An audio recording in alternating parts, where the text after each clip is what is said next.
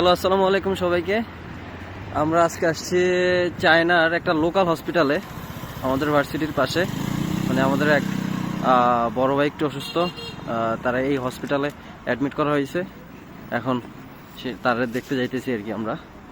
এই হলো হসপিটাল, এই এই এই যে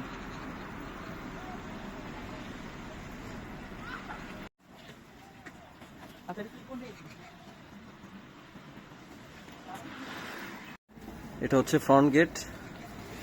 এই যে